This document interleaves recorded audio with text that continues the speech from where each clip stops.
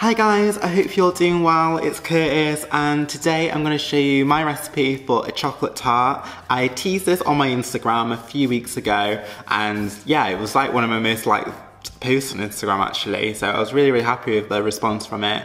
So yeah, I'm going to show you the recipe. I'm also going to show you how to decorate it. It looks super summery, I know, but you don't have to decorate it how I decorated it. But yeah, I hope you enjoyed this video and we're going to go straight in there.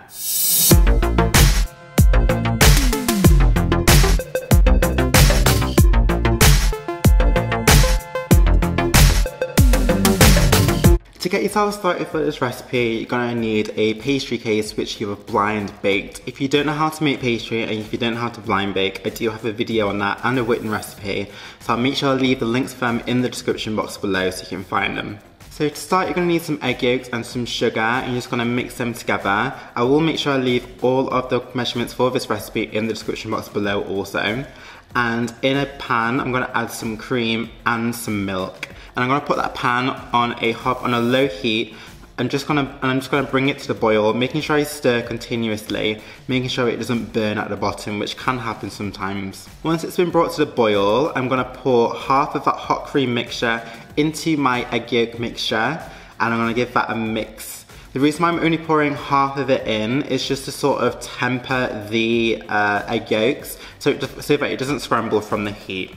Once it's mixed and it's all smooth, I'm going to pour that straight back into my pan. I'm going to mix this on a low heat and I'm going to stir continuously until it starts to thicken up. And what you're making here is actually called a crème anglaise, which is a French custard that you use for desserts. And if you want to be super specific, you want to get this to a temperature of 82 degrees.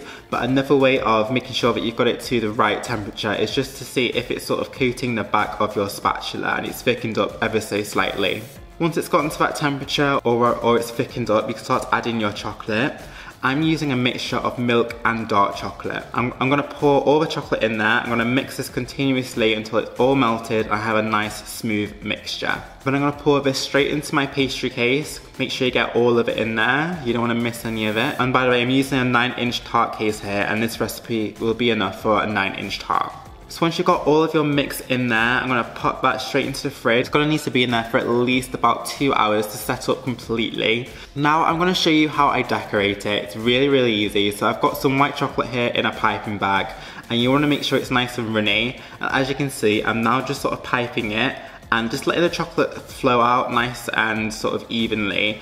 And I'm doing like a swirling motion going all the way around the tart, which leaves you with this really nice sort of pattern. So once you've got that nice pattern, I'm going to pop that in the fridge for about 5 minutes just so the white chocolate can set up. But while I'm waiting for that to set up, I can start to make my Swiss meringue. Now, I don't know if you can tell, but I'm actually fully recycling some footage here from my lemon curd tarts. I didn't want to have to redo this, so I thought you wouldn't mind if I just recycle the footage. And I've got a pan simmering away on a low heat, and I'm putting a bowl on top of that with some egg whites and some sugar.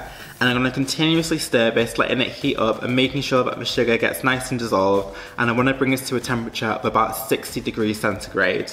Once it's got to that temperature, I'm going to pop that straight into my stand mixer. I'm going to whisk this up on a high speed until I get a nice, thick, glossy meringue. And that's going to take about 10 minutes. Once I've got that nice glossy meringue, I'm going to take a piping bag with a small round nozzle. So I'm going to talk you through how I do this piping.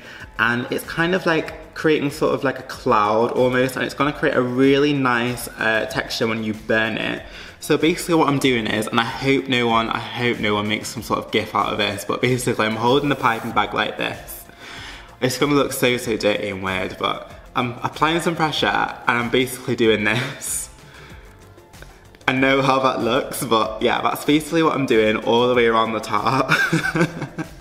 And it's going to create a really nice texture when I burn the meringue. It's going to look really nice and professional. So I just do this all the way around the tart. I do leave some spaces because I am going to put some berries in there.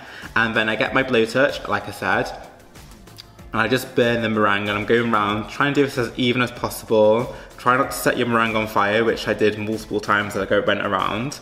But yeah, as you can see, me doing that sort of texture from the piping just makes it look really cool, almost like little hives of meringue around the tart, and I think it just looks so pretty. So once you've done your meringue and you like the look of it, you can start to add all of your berries. Please mind my lemon curd tarts at the side. I don't know why I just left them there in a shot.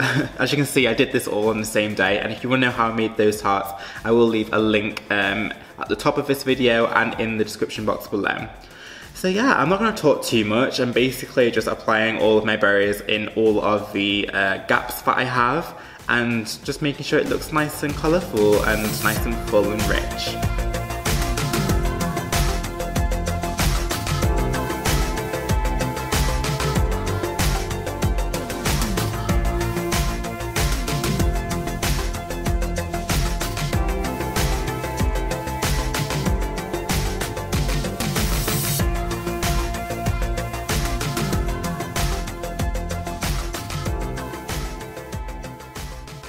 And that's how I made this chocolate tart and how I decorated it.